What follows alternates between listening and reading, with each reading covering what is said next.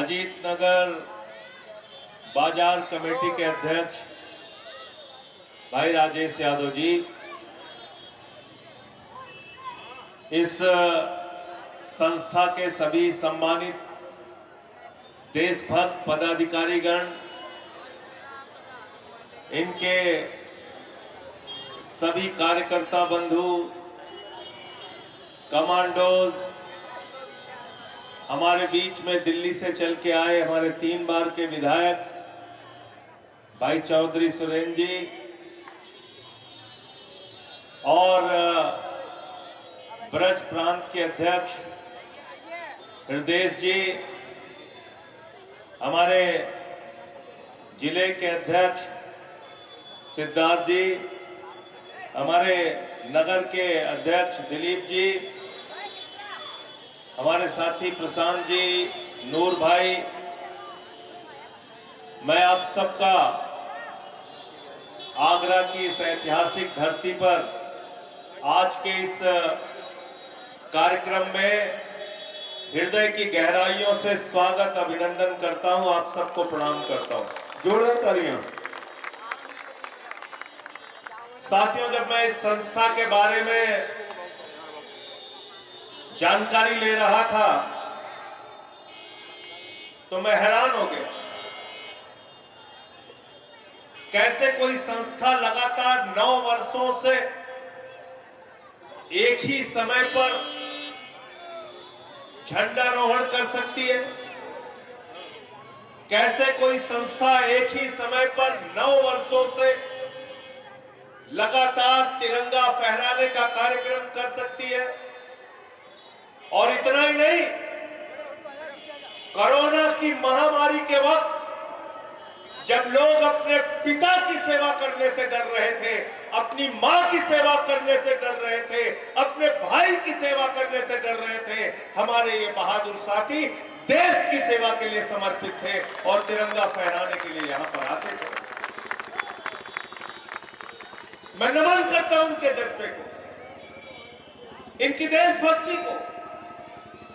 मुझे जानकारी मिली कि संस्था के अध्यक्ष राजेश यादव जी की माता जी का निधन हो गया। किसी भी बेटे के लिए इससे ज्यादा आघात की बात कोई नहीं हो सकती, इससे ज्यादा पीड़ा और दर्द की कोई बात नहीं हो सकती कि उसके सर से उसकी मां का साया हट जाए। लेकिन इनका जुनून, इनका जज्बा, इनकी देशभक्ति, मां की लाश घर में पड़ी थी लेकिन राजेश यादव अपने साथियों के साथ तिरंगा फहराने का कार्यक्रम स्थगित नहीं करते हैं, उसको समय पर करते हैं। यह हमें क्या बताता है? यह हमको क्या शिक्षा देता है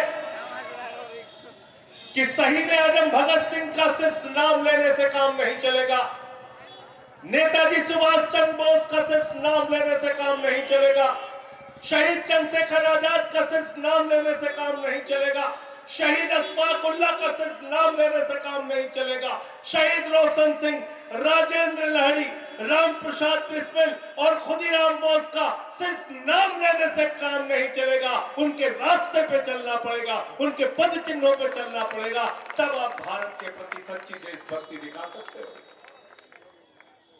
वरना तो देशभक्ति शब्द है,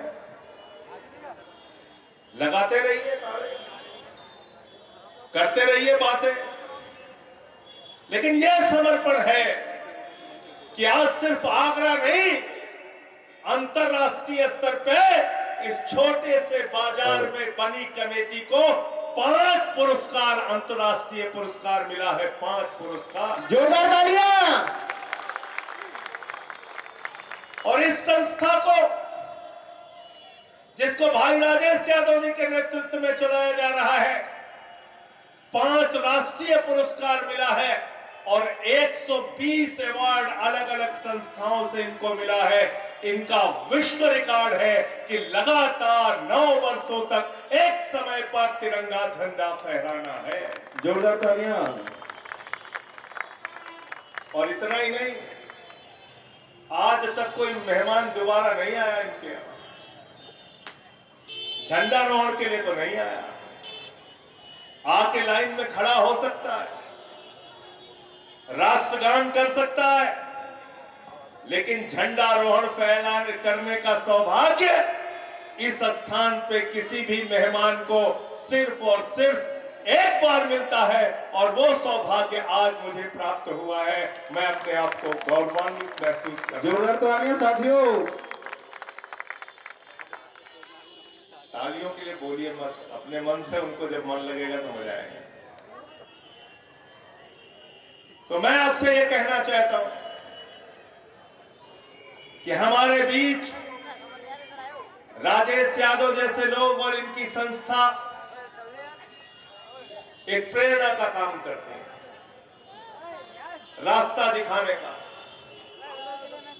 कैसे हम अपने देश के लिए काम करेंगे। जब हम ये तिरंगा फहराते हैं, हमारा तिरंगा जब आसमान में लहराता है, उसको जब हम देखते हैं अपने 3 रंग को, उसके बीच के चक्र को, तो हमारा सीना गर्व से चौड़ा हो जाता है। उस तिरंगे के लिए हमारे वीर सपूतों ने अपनी कुर्बानी दी।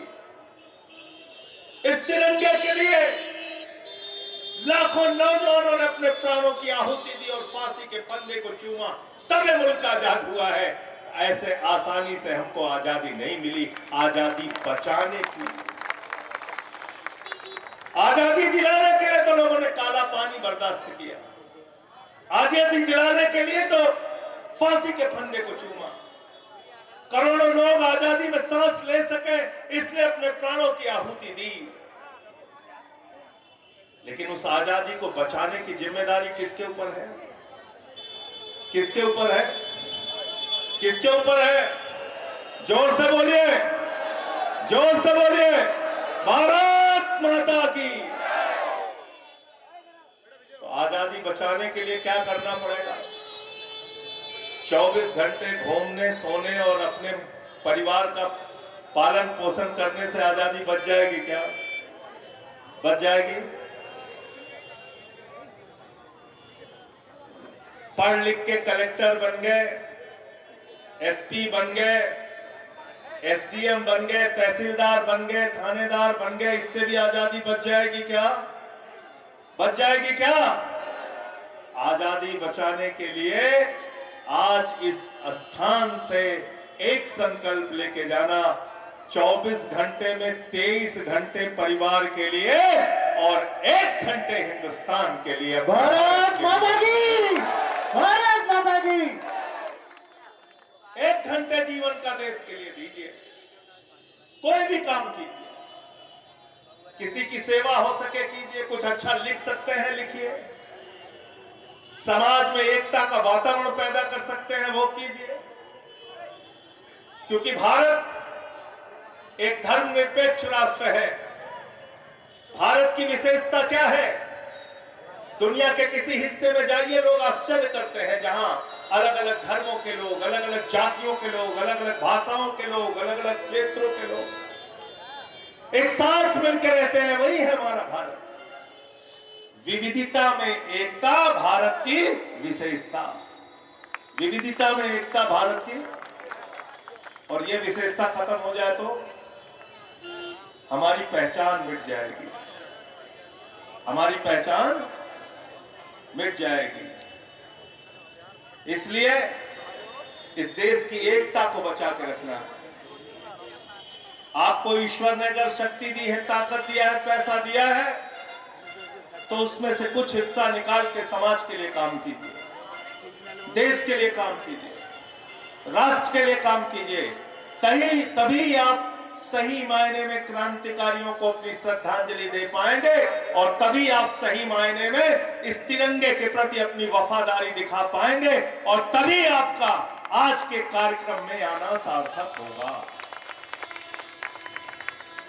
तभी आपका आज के कार्यक्रम में आना सार्थक होगा। मैं फिर से आपको एक बार बहुत बहुत स्वतंत्रता दिवस की शुभकामनाएं देते हुए आप सबको ये कहते हुए कि हमारी ये आजादी ऐसी आजादी बने जहां हम आजादी से अपनी बात कह सके, एक ऐसी आजादी बने जहां समाज के शोषित, वंचित, दलित लोगों को उनका अधिकार मिल सके।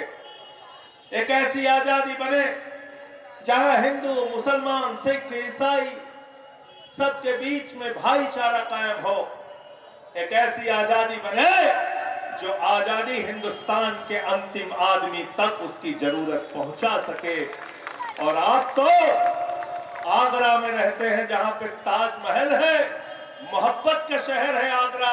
पूरी दुनिया को आप पैगाम देते हैं मोहब्बत का, प्यार का। ऐसा ही पैगाम पूरे हिंदुस्तान में आप फैलाने का काम कीजिए। बहुत बहुत शुभकामनाएं, बहुत बहुत आप सबको बधाई। स्वतंत्रता दिवस की लाख लाख बधाई आप सबको। सागर जी आपका बहुत बहुत धन्यवाद।